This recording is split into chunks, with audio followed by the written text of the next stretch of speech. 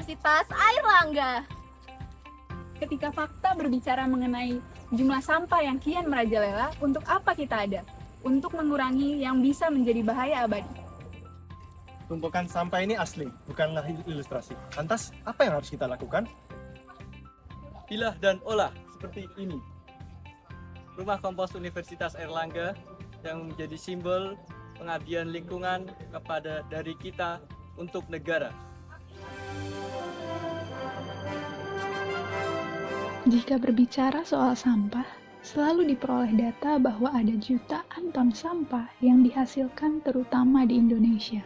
Khususnya di Universitas Airlangga sendiri dalam sehari dapat menghasilkan maksimal 120 kg sampah. Ini bukanlah jumlah yang sedikit ditinjau dari sistem pengelolaannya yang kurang maksimal untuk menanggulangi lonjakan sampah yang dapat mengganggu keseimbangan lingkungan. Jenis sampah apa sih yang paling banyak dihasilkan gitu di UNER gitu? Mayoritas paling banyak itu sampah taman sebenarnya. Sampah taman. Nah, Iya. itu contohnya apa aja tuh, Sampah Pak? taman tuh ya daun, batang, ranting, bekas akar, bekas pemotongan pohon, perapian pohon, seperti itu sih. Maka dari itu, berdirilah Rumah Kompos Unair yang berpegang teguh untuk memenuhi SDGs Poin 13 mengenai penanganan perubahan iklim dan dampaknya termasuk sampah guna mewujudkan lingkungan yang bersih dan sehat dengan tanggung jawab yang berkelanjutan. Rumah Kompos Unair ini berpedoman bahwa sampah organik seharusnya tidak dibuang begitu saja, tetapi bisa dimanfaatkan kembali menjadi produk yang lebih berguna yang hasilnya nanti akan digunakan Unair sebagai pupuk tanaman hijau baik di kampus A, B, ataupun C. Dengan bantuan teknologi yang semakin maju, dimanfaatkanlah beberapa mesin untuk membantu proses pengelolaan yang terbagi menjadi beberapa langkah pengerjaan. Jadi gini, mungkin pertama pastinya kan dikumpulkan dulu. Dikumpulkan, lalu yang kedua adalah dipilah. Jadi sampah setelah dikumpulkan dari seluruh titik tempat sampah lalu dipilah di sini. Nantinya setelah dipilah akan dicacah di mesin cacah, lalu dimasukkan ke bak reaktor. Setelah dimasukkan ke bak reaktor, nantinya akan diberi campuran obat yang mana obat itu nanti akan berkomposisi E4, molase dan air. Jadi 1 E4, 1 molase dan 50 air. Perbandingannya itu per 10 kilo sampah yang mau kita olah jadi kompos. Seperti itu. Setelah itu kita tutup dengan terpal atau sindihnya untuk biar dia nggak bersentuhan dengan oksigen, biar terjadi reaksi anaerobik. Lalu kita tunggu sebulan.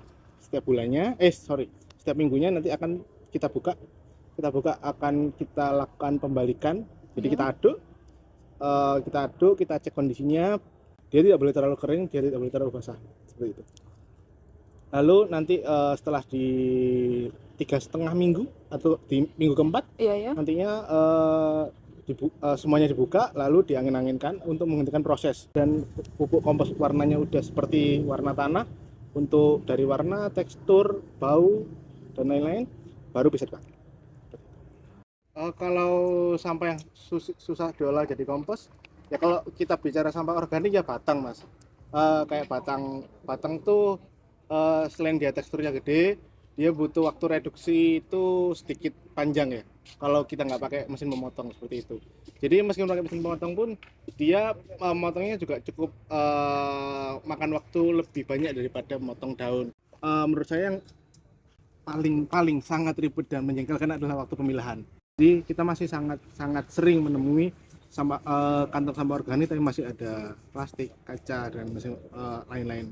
Beda sama pupuk kimia yang harus menyesuaikan sama kondisi tanah di suatu lahan tertentu. Kalau pupuk kompos ini pupuk yang universal, jadi dia bisa memenuhi hampir segala kebutuhan nutrisi di suatu tanah tersebut, mulai dari pemenuhan kelembapan tanah, nutrisi, dan lain-lain. Seperti itu sih. Melalui wawancara dengan pengurus dan penanggung jawab, diharapkan Rumah Kompos Unair dapat terus berkembang dalam menyebarkan dampaknya tidak hanya di sekitar Unair saja, tetapi agar dampaknya juga dapat menguntungkan masyarakat sekitar. Namun, perlu ditekankan bahwa sampah adalah masalah kita semua. seluruh rakyat Indonesia bukan hanya oknum atau badan yang menginginkan revolusi penanganan sampah, kita juga bertanggung jawab dengan melakukan hal sekecil membuang sampah di tempatnya dan memilah sesuai jenisnya untuk membantu mereka yang berwenang melakukan pengelolaan. Sudah siapkah kalian melakukan lebih dari ini?